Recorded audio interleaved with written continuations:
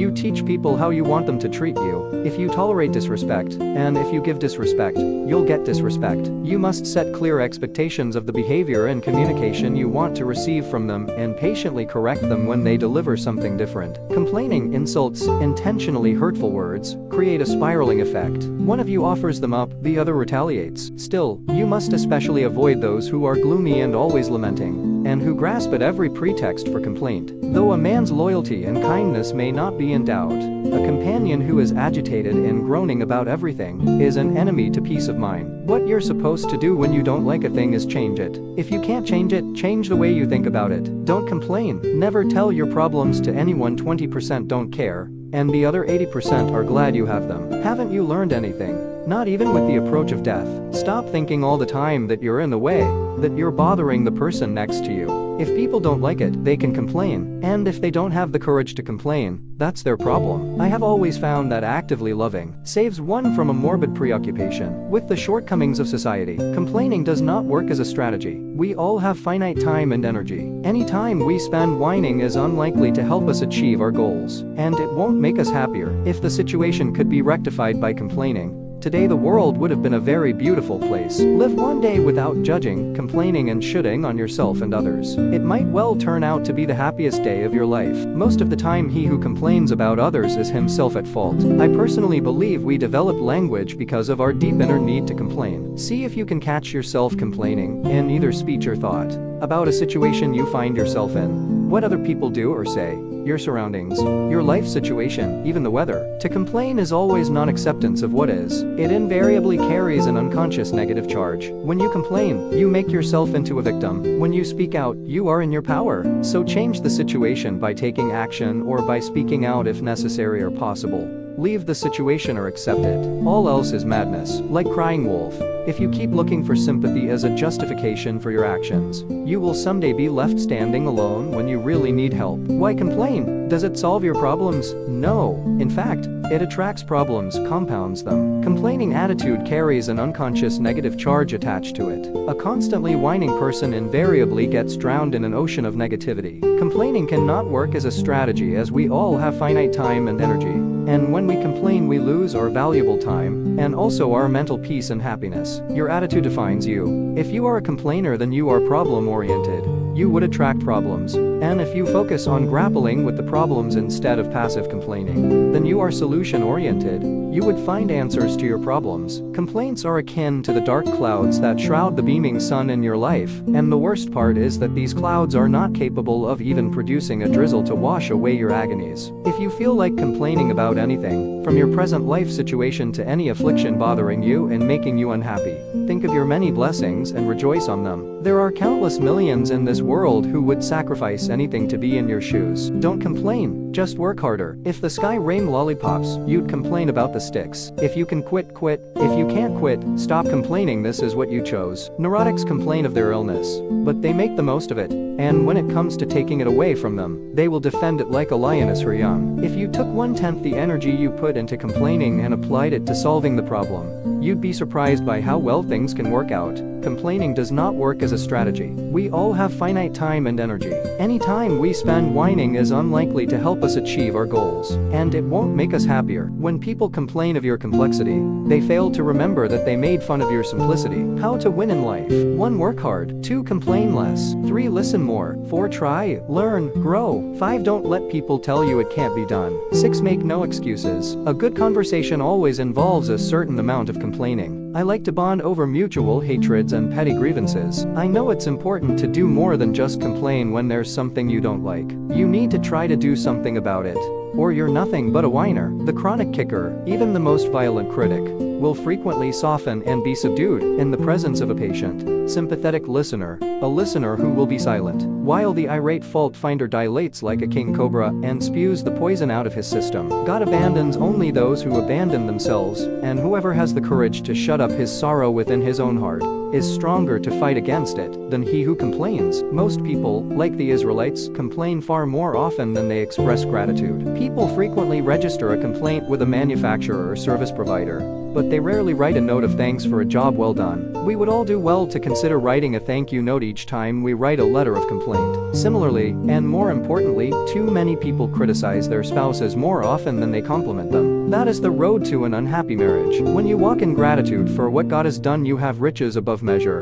But when you complain, poverty becomes your best friend. The truly patient man neither complains of his hard lot, nor desires to be pitied by others. He speaks of his sufferings in a natural, true, and sincere way. Without murmuring, complaining, or exaggerating them. He never complained. He seemed to have no instinct for the making much of oneself that complaining requires. Acceptance means no complaining. And happiness means no complaining about the things over which you can do nothing. What's the use of complaining about something you have no intentions of changing it? Legalism breeds a sense of entitlement that turns us into complainers. When you aren't satisfied with what is already done, make something better. That is the greatest responsibility and the true freedom of creativity. The freedom is in that it doesn't need to complain. Complaining is truly my strongest weakness. Complaints are like the clouds that produce no rain. No matter how thick they gather. Never depend on your complaint thinking they are staircases. Drop that thing. If you find yourself about to complain, think of your many blessings and rejoice. Don't give the devil a ride today, because then he'll want to drive full time. So, kick his attitude of complaining spirit out of your blessed zone. Don't give the devil nothing. The soul that gives thanks can find comfort in everything. The soul that complains can find comfort in nothing. If you complain to someone, you assume that it's someone who really cares about you. Someone may have all the technical knowledge, scientific intellect, and business know-how, but when he or she decides to choose laziness, excuses, procrastination, complaining, and other bad attitudes,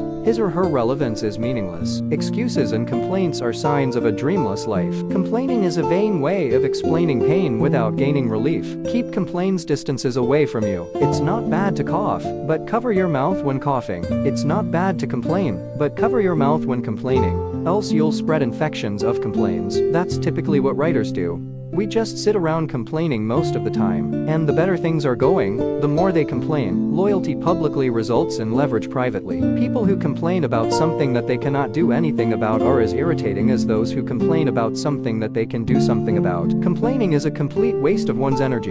Those who complain the most accomplish the least. There is no health in those who are displeased by an element in your creation. Just as there was none in me when I was displeased by many things you had made. Because my soul didn't dare to say that my God displeased me.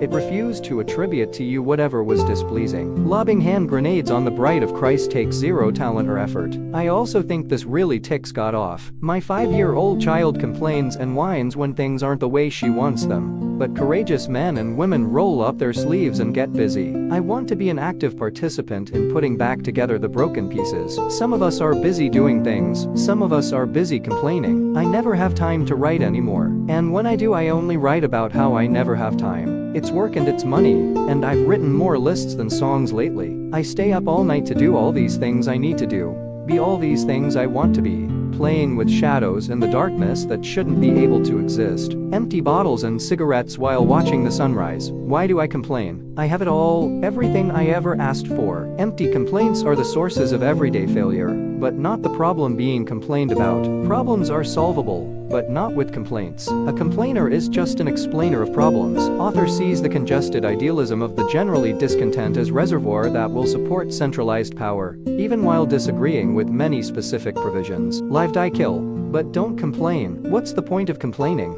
It just makes the people around you feel bad too. Don't be overheard complaining, not even to yourself.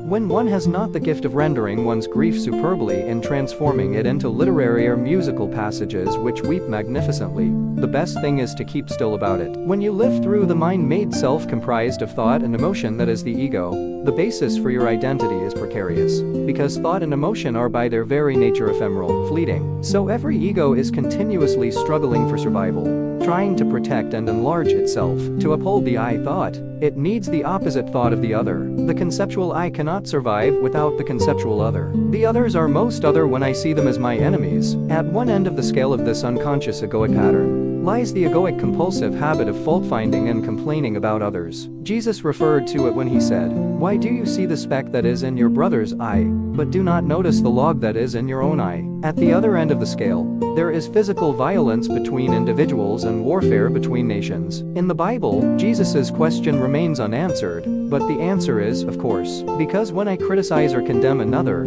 it makes me feel bigger, superior. The information consumer, enslaved by e-commerce, video streaming, and social media, a narcissist and a chronic complainer, is not well versed in the art of critical thinking, and is incapable of employing his gray cells to their full capacity. I felt an itch and thought, is there a tick crawling on me right this minute, burrowing into my skin? And then I thought, wait, forget the tick. Why are we always complaining? We get to be alive. We are often our own worst enemies. We create our own limitations and then complain that life is unfair. 80% of people's complaints are about situations that can be changed in one day. The other 20% are about real complaints that can't be changed. And then what does complaining about it do? So you're unhappy about the situation you're in. Change it. Now. Cut the ropes. Don't text her back. Change your job. Learn a new skill. Sell your house and move to a new city. Start over. Get healthy. Start running. Or play tennis. Or anything that gets you moving. Cut out processed food. Cut out sugar. Read books. Listen to audiobooks. Or watch YouTube videos. You live in a time where there are zero excuses. You can do anything you want. You want a new life. Well, you can have it,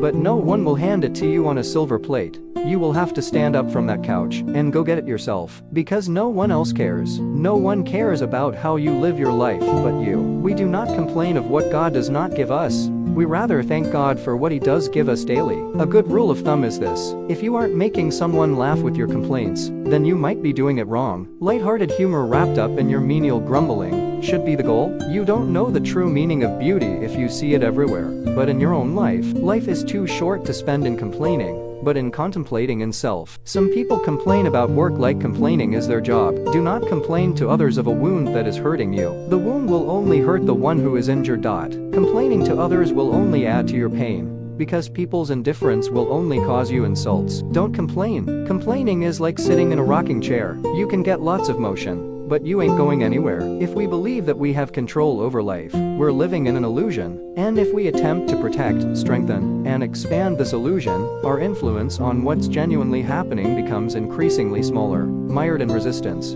our life would become a cycle of anxious complaining, postponed decisions, and missed opportunities. When you realize how grateful you are for what you have, you will stop complaining about what you don't have. Male seahorse, complaining and nagging, and wondered why those two verbs are deemed feminine and attributed to female behavior, when males are capable of and do that just as often. What most people fail to realize is that you have the wheel. You are the captain of your ship for life. The easy road is self-pity and complaining. Complaining about a person is way less annoying when we complain to that person. If it's really hard to find a sensible person around, become one. To complain about life is to complain about being alive. Uncle Charles lived in a shady wooden house out in the country, and he was too old to eat corn on the cob. He lay in bed, shrunken and brown and very old. He complained that the pictures were hung crooked on the wall, and they took down all the framed pictures. It was not that. He complained that his bed was placed in a wrong corner, and so they moved the bed. It was not that. Then his voice failed, and when he tried to talk,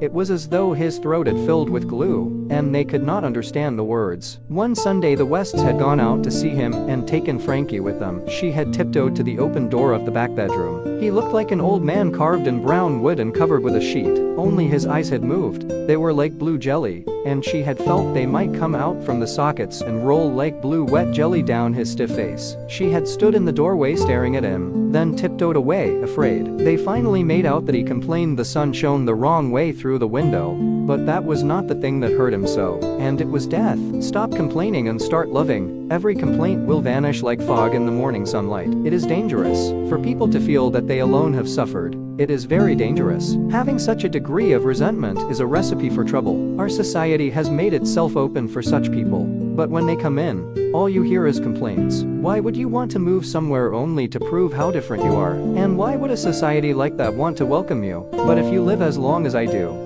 you will see that there is an endless variety of difficulties in the world. It's difficult for everybody. I nodded. But it would have been different, I said, if you only heard and tell it. He's not a complainer, and I don't think he's full of resentment. Not really. I think the hurt is genuine. Well, I'm sure it is, she said. But if you're too loyal to your own suffering, You forget that others suffer too. Instead of wasting your time complaining, focus on the opportunities that can change the situation. Truly smart people do not complain. Complaints and blaming are the two main weapons of unworthy people. When you complain, you prove that you are incapable. Life is unfair to everyone in different aspects. Someone is emotionally broke. Someone is financially broke. Just that. While complaining, always remember there are millions still struggling to be you or what you are. Our actions bring us success as well as struggle. We think we deserve success. But why do we complain about the struggle? I am too busy creating my ocean of love and feeling the joy of life to have time to complain. When he thought to complain about the burden of its weight,